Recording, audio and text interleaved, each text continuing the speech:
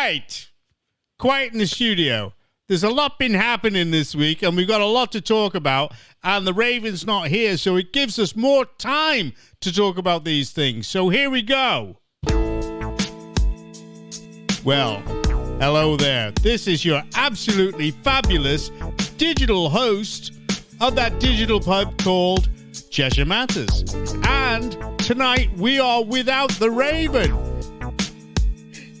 Okay, I was expecting like sort of loads of applause, cheers, or anything like that. You know, yeah, but I mean, I was going to go cut. Oh, what a shame! But I couldn't be bothered. I know. It gets you that way, doesn't it? You know, it gets you that way. Well, in that case, then we know that the Gazelle is in the house because we just heard him. Say hello, Gazelle. I certainly am, and good evening, everybody, and good evening, Raven. I've heard you flown the nest. Yes. yes. Just flown the nest. And we have the wonderful Statsman, the man with all the facts and the figures, the man that keeps us in line. Say hello, Mr. Mark Hartley. Greetings, landlord and the Gazelle. A massive big hello to our lovely listeners. Hope you're all well. Good evening, Mark. Did you hear that I lowered the volume of the music just for you, sir? Oh, that's not nice. The night caller. The night caller. Yes, he's got that kind of voice, hasn't he? Certainly has. Drives all the women wild. Oh, yes. But not wild enough to go knocking on his door. Not that type of wild. Oh, gosh. Well, there's been a lot happening. The country is in recession. Well, a technical recession? Quote, unquote. Might be, might not be. You don't know. Technical recession. Is that like being pregnant? You're either pregnant or you're not pregnant-ish. A technical recession, what's that? We're either in a recession or we're not in a recession. Well, we are in a recession. Our productivity has gone down. We are now at 0.3% GDP. Yes, my business is telling me that we're slightly into a recession. All right. Okay. Well, we're slightly into the landlord's roundup. And the first story is the Met Police threaten to arrest another Christian in London. Officer is seen in standoff with gospel preachers who were accused of hate crime after complaint from a member of the public over homophobic comments. One member of the public, mind, that was. So basically, a Met Police officer threatened to arrest a Christian preacher who was accused of a hate crime, weeks after a gospel singer was threatened with arrest for singing religious songs. What the hell is this country coming to? Is that not quite a contradiction in terms? Well, a Christian leader is being accused of a hate crime. Them two don't go together. Well, there you go. Right, can you pass it through to Statsman? Go on, Stats, because we haven't got the Raven here, so we've got loads of time. Loads of time, because the Raven isn't here. Whoop, whoop. Go on, Stats. Just Christianity, is it? Yeah, just Christianity. We're just picking on this one, are we? I remember dispatches going undercover in mosques many years ago and found way worse stuff than whoever was preaching whatever that was. But again, we ignore that stuff, don't we? And we concentrate on Christianity, as always. Fantastic. I'd say if the police could speak Arabic, they'd be in trouble in these mosques. But no, they wouldn't, would they? Let's face it. No. No, they wouldn't whatsoever. It's just another action towards destroying this country. Correct. There seems to be a massive agenda to destroy this country's culture. Correct. The Met Police are now becoming an enemy of the people of this country. They're not a supporter. They're not, and yet it is the majority of this country who are actually paying their wage.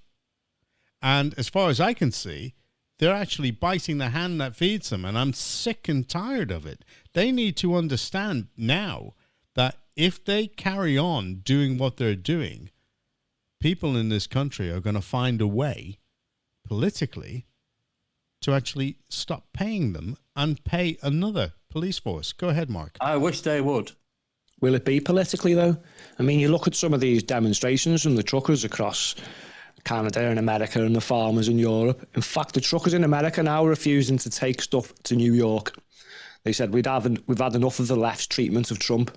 Correct. So see how you get on, because the majority of their stuff's imported. Yep.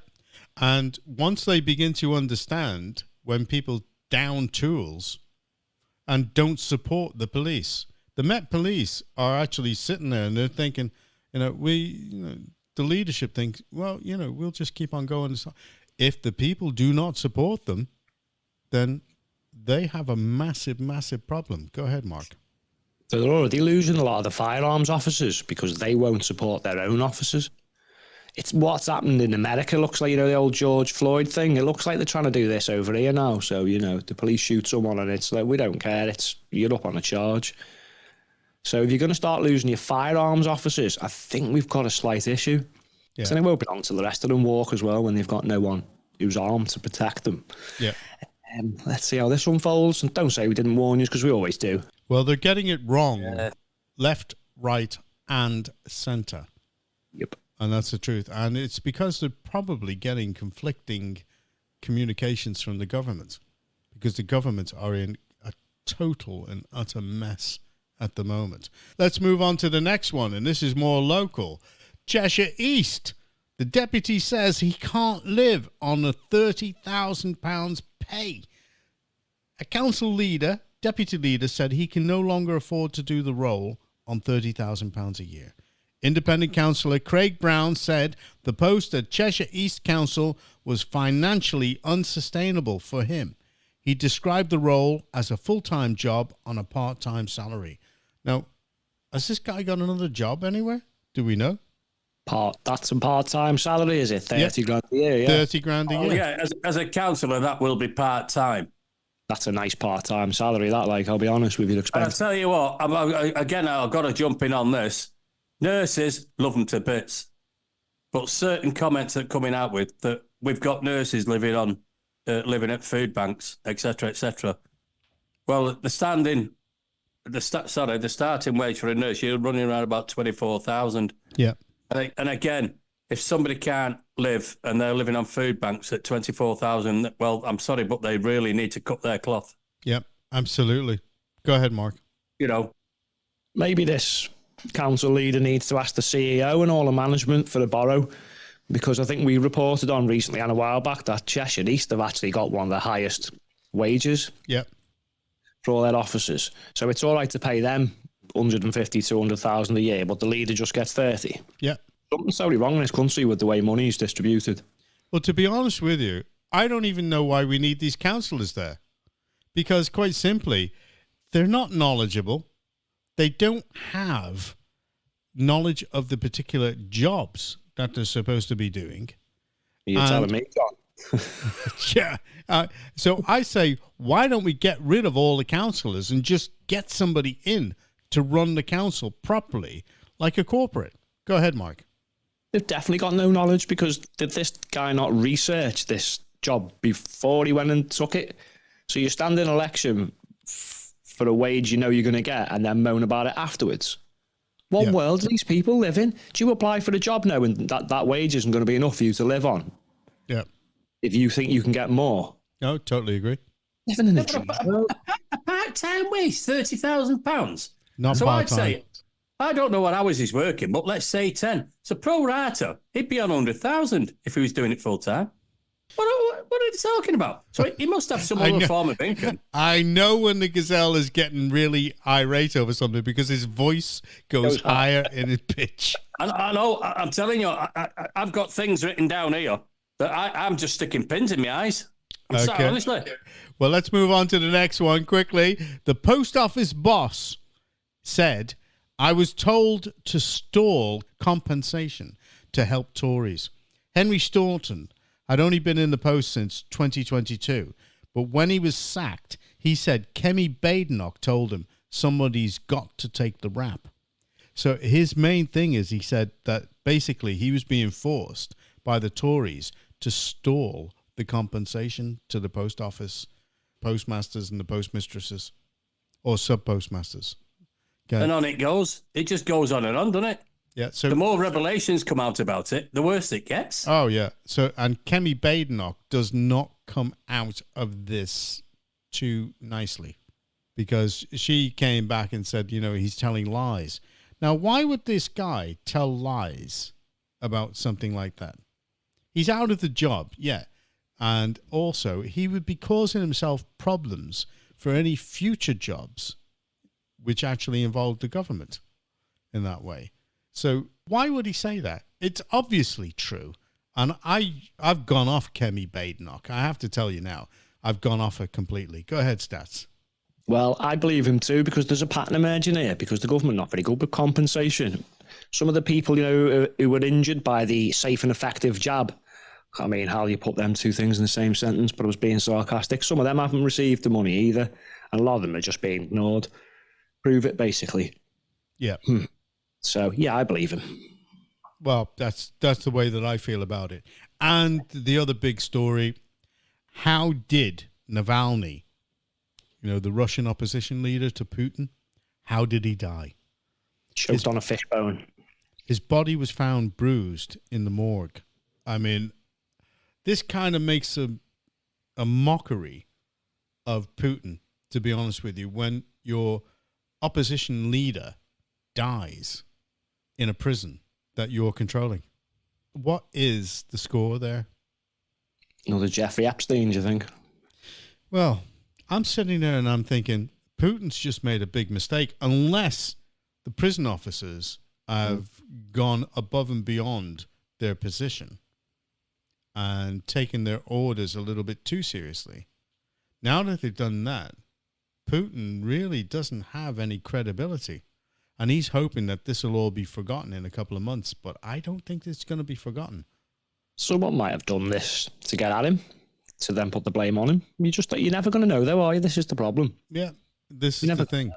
Well, I guarantee that if it was the prison officers that did this, I guarantee that you'll never know their name and you'll never know of their existence, because they're probably now known as the disappeared. I can imagine politicians probably aren't very welcome in prison, a bit like police officers. So who knows? He might have made an enemy in there, which is very likely, to be honest. Yeah, can be. I'm not going to say either way, because you're probably never going to know. I'll tell you what, I mean, this Russian thing now, I mean, looking at it, they're getting nearly as secretive as us, aren't they? They're getting nearly with all the cameras that we've got in this country, how can anything be secretive unless... Oh, no, I can see your point, because it will be the government at the highest levels that will be keeping everything secret. Go ahead, Stats. Yeah, there's probably more cameras on the law-abiding public than there is on the criminals in jail. As is proved with the likes of Epstein and all this, Shouldn't there be cameras on them, especially? Indeed. Watching them in the cells, especially if they're on suicide watch. But no, they're out on the streets, watching the man on the street going about his shopping, tracking every car registration and monitoring all our movements. Oh, isn't it nice? Oh, really? Like living in the Soviet Union. It is an actual fact. We're living in an open prison. Yeah. That's the truth. We're living in an open prison, and people do not realize it. They're sitting back. Let's move on to the national, and we'll talk about another open prison, which is called Labour. I'll just throw one in the roundup that I want to throw in here. Oh, go ahead then. Go ahead. It's only because it's breaking. I've got lots of breaking news here tonight. Breaking. Or is it breaking? News, yeah. Breaking or breaking? It's just the NHS again. I mean, the left waffer are at it again. We've got here. I love that saying. It's great. The left waffer. Yeah, the left waffer. They're at it again, right? The NHS, they've released a letter saying that trans women's breast milk. We made a joke about this many a time about chest feeding. A big, hairy Liverpool docker feeding his baby. Right? And they've now come out. I mean, this has got to be wrong. This has really got to be sorted out. Now, they're saying that trans women's breast milk is equivalent to a mother's breast milk. Whoa. Can't be, can it? Because trans women are men. Whoa. How? What a utter load of crap, right? How many drugs are these men given to end up with a couple of boobies, right? They're given all sorts of drugs. I've got a couple of those without drugs. Well, yours might be okay. Your breast milk might be brilliant for a baby. But these trans here, with all these drugs, don't forget, when these pregnant women, they've only got to take unpolitically correct. They've got to take. If they take paracetamol, they've got to be careful when they're breastfeeding. If they're taking any form of medication.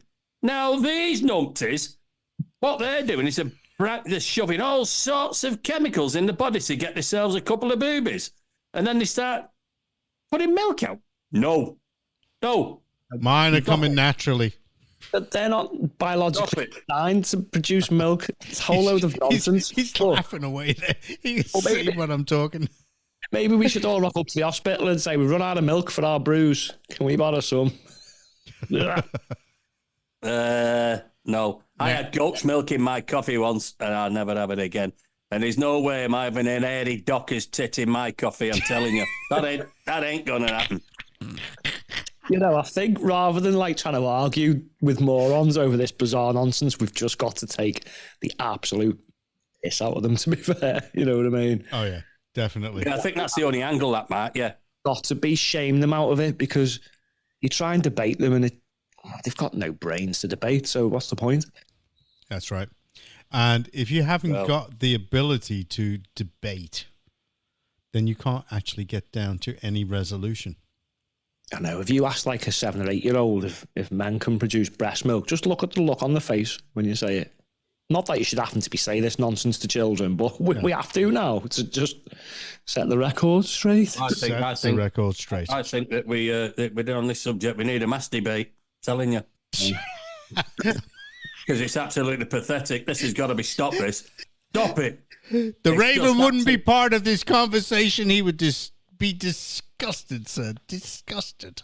Get rid of it. Get rid of it. Anyway, let's move on to the national. And this is one that I'm absolutely certain that the Gazelle will be interested in commenting upon. Right. Rochdale by-election. Why Labour can't replace Azhar Ali, and what happens if he wins? Well, if he wins as an independent, because Labour withdrew all support for him at the latest stage. Well, I've got breaking news again tonight, Mr. Landlord. Oh, what? That was my impression. That was my impression of music for breaking news. Well, I appreciate that. Not quite sure what it was, but I appreciate it. Well, we don't want to break copyright by using anybody else's music or anything like that. See but that, that's my copyright, and I'm claiming it. Yeah, I do appreciate the effort. But anyway, so we've got Rochdale. Quite close to my heart, obviously, because I've got, I've not, but Reform UK has got a candidate down there. And I've actually been down there campaigning with him. I thought you were going to say it's close to your breast milk, sir. But there you go. No. I've not got any hairs on my chest. I am absolutely... hairless. Hairless, yeah. I can't comment on that because I've never seen. But anyway, go ahead. Yeah, hairless. I was down there with Dan Duke, Simon Dan Duke, the Reform candidate. What a guy! Yeah, he is. He's a nice guy, actually. I will endorse him as a nice guy. I know he had a bit of a, how can I word it? A messy...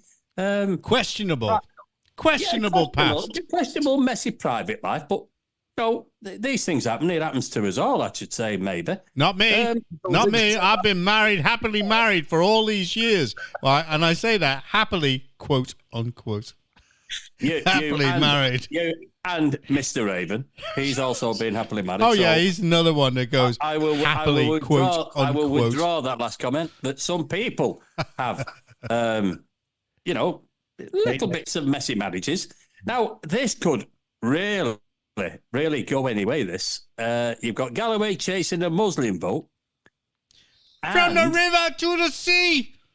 From the river to the Mersey.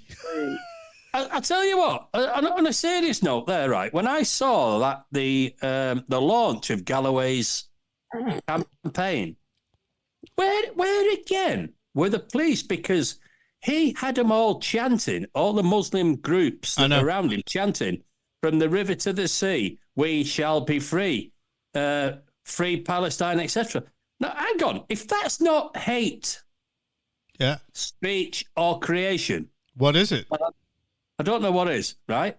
So this could really go anywhere now. You've got Galloway chasing a Muslim vote, and now you've got West Streeton today, this morning, was suggested. Now, don't forget, this is unprecedented. This never happened before. Was he being suggestive? Suggestive. Now, he was this morning telling the Labour voters to go out to actually vote Labour, but spoil their ballot papers. Now, I found that odd, because what he's frightened of is the Labour voters going elsewhere. Now, breaking news tonight on the Rochdale thing. Come on, Gazelle. The Green Party have suspended their candidate. The Green Party? You've not heard a thing about it, have you? Nope. Labour suspended their candidate, and the Green Party have withdrawn their support for Guy Otten. And also, you're going to love this one. This is an absolute cracker, this one. There's also a candidate that's standing for the Lib Dems in the local... You've got the local elections coming up in May, and he's standing for Mid-Rochdale. And he's only been out campaigning and putting out all the leaflets for Galloway. And what? What? A Lib Dem? A Lib Dem has been out, an Asian fella, and he's been canvassing for George Galloway going against the Lib Dems. Politically speaking, that guy's going to be taken out to the cornfields. There's going to be a ditch dug, and that guy is going to be buried. Yeah.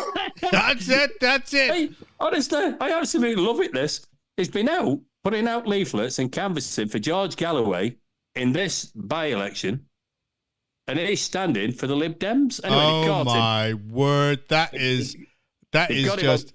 Oh, my God. They've got him on 2 occasions, and he's been suspended by the Lib Dems. And like I say, you've not heard that one, have you? About the Green Party? No, not been mainstream. Coming first from the Gazelle, what do you say? What do you say, Statsman? What do you think of that? That's breaking that. The Green Party's withdrawn. So how many more have we got? We've only got Independents and Galloway and Danjuk. That's it. Well, I don't think Danjuk's going to get it, but go ahead, Statsman. What's your assessment? I think Labour have got a massive problem, as if all of these Palestine candidates actually start getting any traction in these elections. The problem here we've got is these pro-Palestinian candidates are all working together. You are pardon, my son. Not just in the capital. In the name of Labour, Conservative, and the Holy Toast, you are pardoned, my son. Go ahead. You are right. No. You are very, very right. Anyway.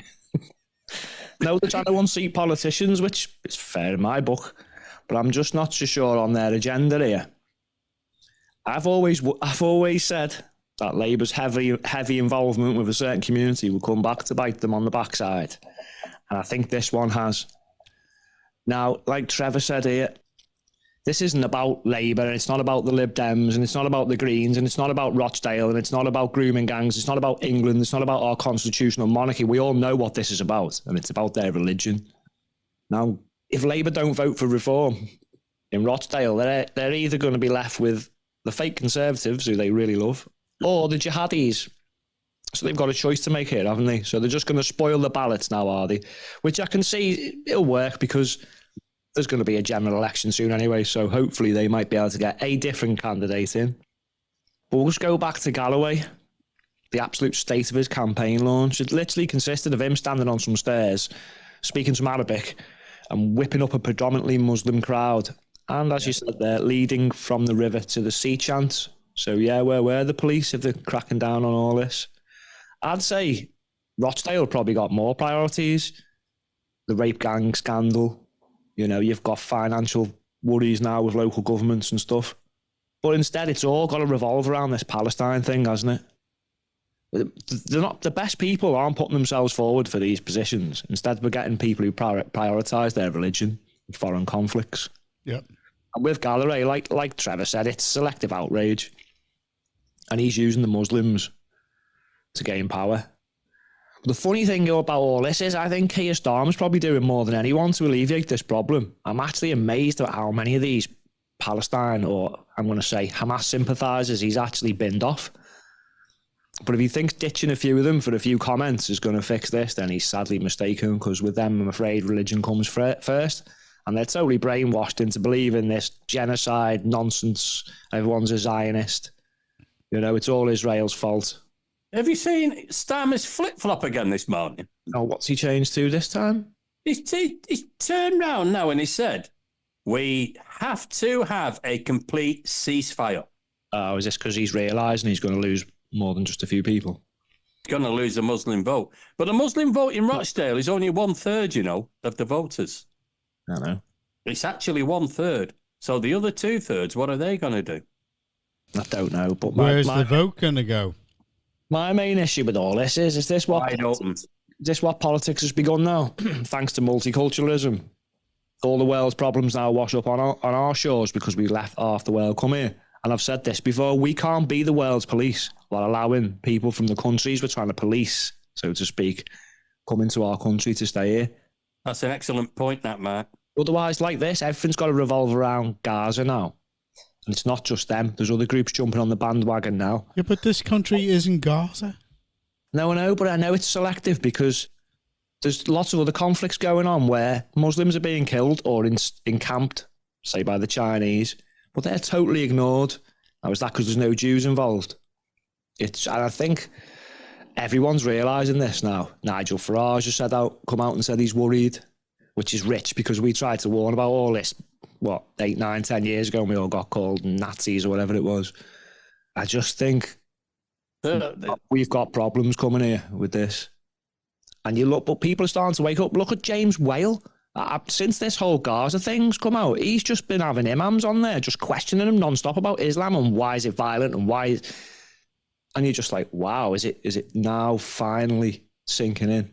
No, well, James Whale's on his way out into on a sad note. He's dying, isn't he? Yeah. He's dying, yeah. But he's totally changed over the last few months. Yeah, I mean, I was out leafleting for Danjet the other day, and I couldn't believe it. I went into this house with a long garden in it, and Galloway, he sat there just meowing on the doorstep. Is he still doing that cat thing, is he? Yeah, he's still a cat. Yeah, he was pretending to be a cat, and he was just meowing on the doorstep. I kicked him out, because I do that with all cats. He used to blame them for all this gender identity as he started it off, did he, by pretending to be a cat? God, he's got a lot to answer for, hasn't he? I've just been delivered another refreshment. Oh, look at that. Daughter. And only the best refreshment for Mr. Landlord. Look at that. Peroni. Who's that? Is that Jeanette? That was Millie. I've just deleted it. She's not getting any say on this. cheeky witch. Again, just in between, I know we're on about Rochdale, and it's still to do with a council. And this is a food for thought, and this is a big issue. This is something that something that was brought up the other day that crossed my mind. You know, during COVID, yeah, the government paid workers' wages via furlough. Yeah, right. They paid 80% of the wages. Now, the biggest bill at Warrington Borough Council is a workers' staff's wages. That's the biggest bill that Warrington Borough Council have out of the taxes, etc. So if the government was paying 80% of the workers' wages during COVID, which was around 2 years, where did the council wages go? Good question. Interesting. What about it? What about all the payoffs? And when you look at council finances, there's massive chunks of money going to pay people off who have been let go or they've come to the end. Who paid all that then during COVID? Correct. Exactly. That's a good point now, isn't it? I mean... very good. Because the government was paying 80% of the wages. So the government officially was paying 80% of Warrington Borough Council's wage. Yes. No, the taxpayer was. Taxpayer. Well, all right. Well, we was. Yeah, the taxpayer was. But the point is, so where did that 80% go? How much is that? Tons. Absolute tons. Millions. Yeah. So... Because don't forget, Warrington were also having to pay off the interest on all the loans that they've taken out as well. Yeah, so, I mean, 80% for, I'd say, definitely 18 months. The government was paying 80% of the public's wages, which is 80% of Warrington Borough Council's wages. Yeah. So where was the 80% of the money going? Yeah. Is it accounted? Is it in those accounts that never get signed off? Council accounts, and I can speak to you quite honestly about this because I was a councillor at one time. I have to say that they are a mystery on how they actually work, because I can remember with the old council in Ellesmere Port and Neston, the accountant would actually put down, for example, the moving of one desk to another room, a cost of £200. And you would sit back and you'd say, so it costs somebody, two people, to lift up a desk and move it into another room, £200? And that was Borough Council accounting. Now, so it wasn't moved from Ellesmere Port to an office in Warrington? No. No. It was moved from one room in a building to another room on the same floor. Yeah, I know what you're saying. Unbelievable. Go ahead, Mark. They'll have contractors, won't they? Removals. They won't move them themselves, just to save a few quid, like you would, in your own business that you run or in your house. It's just, it's they'll have incredible. And the people will come in to do it, and they'll probably have been charged a day or two's work for it, minimum rate, whatever it is. Yeah, which will be Uncle John or Auntie Margaret or somebody like that. But John's got a point when you look at all these finances. Or Auntie Bob. Yeah, you never know. Yeah. Auntie Bob, the breastfeeder. That's the one. Yeah, they don't half muddy the waters with these finances, because every time you read it, it's, we've got to make up this amount over the next 1 to 2 years. And so then they'll we've got crunch to the figures. over the next 1 to 4 years, and then we've got to save this over the next 5 years. And you're like, do you even know what's going on? No. What years is it? When are you setting your budgets? Your yearly budgets. I don't know what. As we're talking about this, like, what the hell? This is a great shoe in to the local. Yeah, exactly. Okay, it's a great shoe in when we're talking about this. Now, question. Cheshire West tax rises and budget cuts confirmed. Not just Cheshire West, but Warrington Council tax to rise. Okay. I mean, there's just so much going on. Let's just take the Cheshire West tax rises and budget cuts confirmed. The council tax will rise by 4.99% for people living in one half of Cheshire. Welcome to my world. Well, I just about to say, and people don't realise how that's going to affect them. They have no idea about basically what's going on. So Cheshire West are actually planning to cut 124 jobs, including 46 in the coming year. So that means that services, in one way or another, are going to come down. Go ahead, Mark. It won't be their jobs, will it?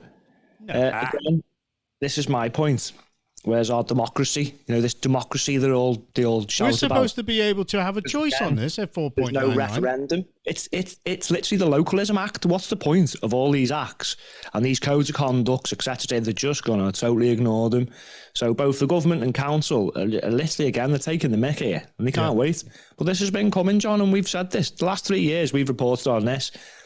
In 2020, it was a 23 million financial hole. Then you got to 2021, 22, and it was 30 million. Then last year when I ran for the election on my flyers, it was a 90 million funding gap. And now they've only identified a 30 million saving. So that doesn't fill any of them black holes. No. So this is the spiral. This is probably what it happened to all these other councils. Warrington probably a bit more extreme because of the risky investments. But we can see it creeping up and creeping up. And it's everybody else's fault, of course. I'm reading one of these articles you're talking here, and I think it's someone from Warrington where they're introducing the budget coming up, and apparently now they are even having the cheek to blame this on Israel. Oh, Jesus. Come on, for crying out loud. That does not affect the budget because the government are now have put an extra 4.5 billion onto local funding. So they're giving you more. Yep. You can't be blaming countries thousands of miles away for your bad management. I'm sorry, but this is really frustrating me now. Well, did you know what it reminds me of? It reminds me of the old farmer excuses. So that whenever you get a medication, the medication from a farmer never actually resolves the initial issue. It actually continues so that you actually buy more medication. Correct. And this is what it is reminding me of. You know, so yeah, like those jabs, yeah, exactly. You said if you're 1 of 2 of 3 of 4 of, you're going to need them for the rest of life. That's no right. Need Exactly. Nail on the head. They never actually come up with the magic bullet. They always come up with something that you're actually going to need to go back to them to buy more of, because it never actually resolves the issue. And this is the thing that we always see in local politics and local accountancy of borough councils. Go ahead, Mark. 22% of the government's budget comes from government grants. Some local government's budget, comes from government grants. So that's less than, 25%? Yep. Yeah, it's the government's fault. I'm sorry. Maybe the government have got some to blame, but I think the previous government before 2020 also have to. Because why do you think this got reduced so much? Yeah. Was Labour destroyed, crashed the economy? We'll use their stupid verbiage, shall we? Because Labour must have crashed the economy back in the day and left a little note saying there was no money left. So what do you think they're going to get? Yeah. This is frustrating. This is just victim blaming culture. It's always someone else's fault. No one ever wants to take any responsibility or liability for what's going on.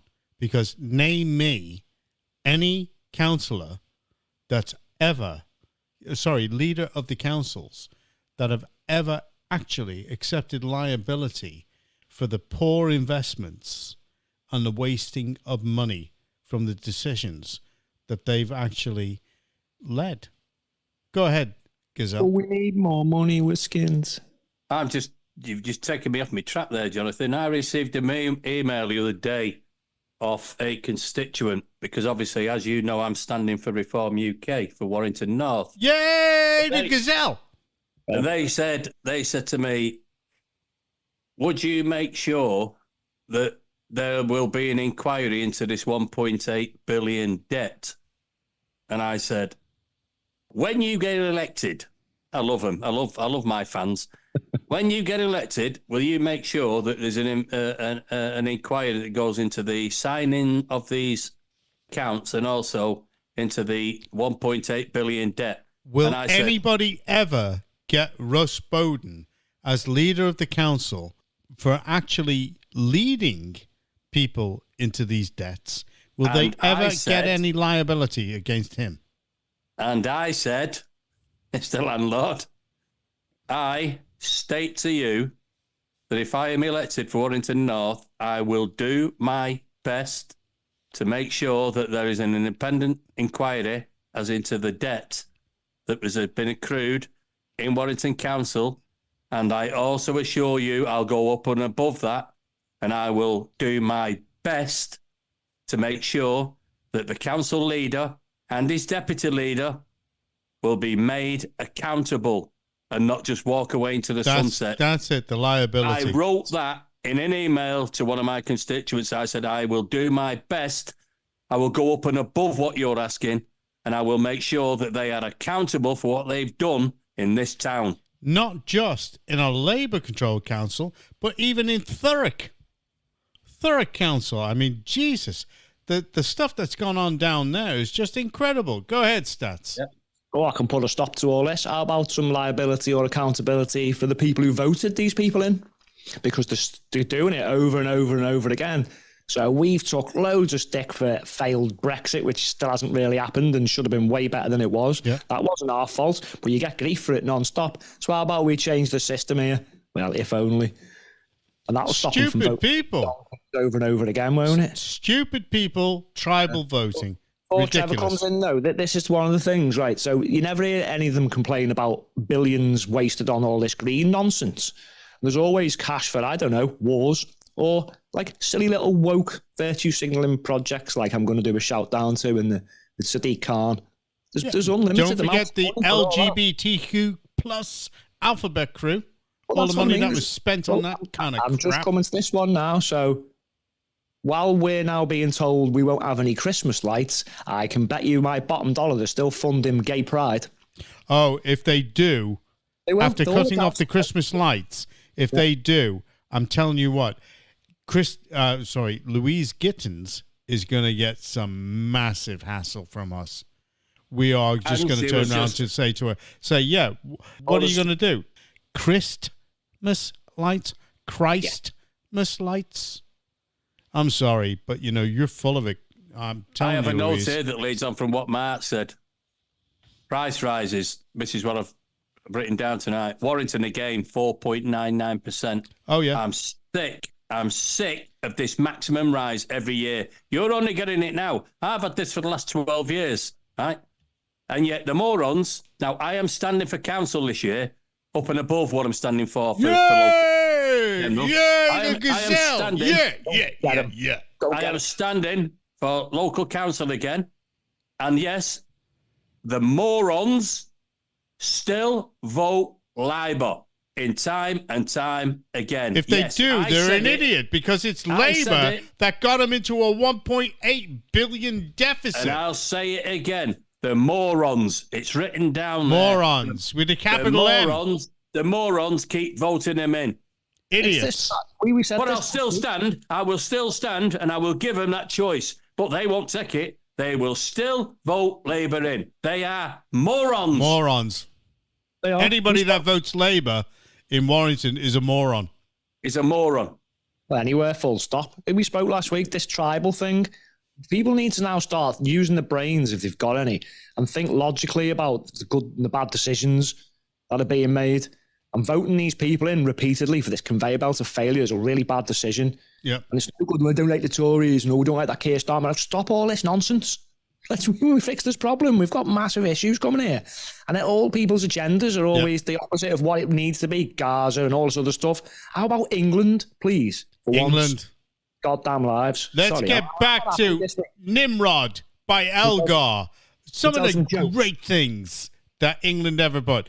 Let me tell you, I've never heard a Muslim ever compose a piece of music like Nimrod by Elgar. Name me any Muslim composer that's ever created anything like anybody, any composer by the West. I'm sorry, but... It's because music's... Excuse my ignorance, but I thought Nimrod was a plane. No, Nimrod... Oh, you've got to hear that music. Or Nearer My God to Thee by André Rieu and his orchestra. I'm sorry. If the Muslims have got anything that they could actually compete with music in the West, let's hear it. Otherwise, nah. I'm sorry, but I'm just, it's just the way that I feel about certain things at the moment. And when you listen to that music, you suddenly go, hey, what about Pomp and Circumstances? Da, da, da, da, da, da, da, da, da, da. All gone, John. No one's proud of who we are and what we've achieved. And what I am. No, I know we are, but in general, the youth have just got no identity anymore, unless it's a cat, a dog, the moon. And I'm telling you. You know what I mean? I'm telling you, when Trevor goes to give his speeches, I want that music.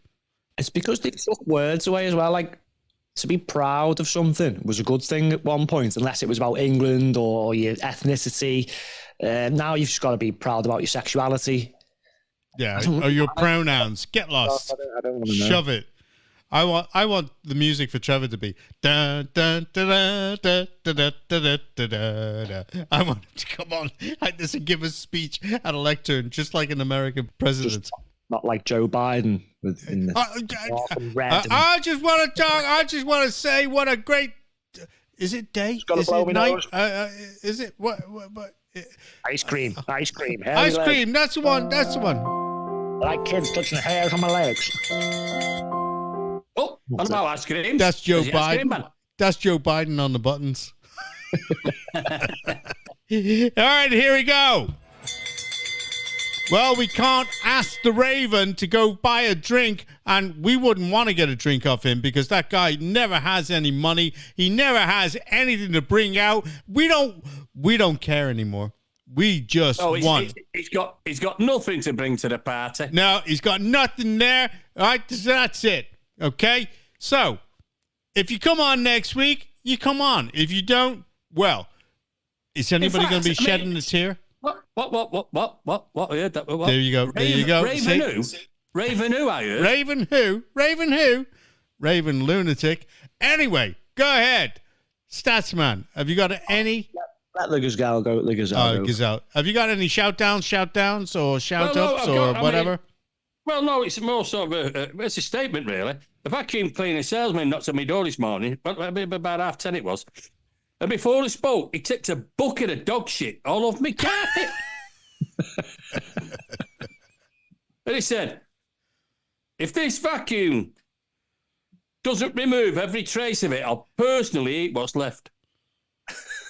And I said, I'll tell you what, mate, oh, you're hungry. They turned me electric off this morning.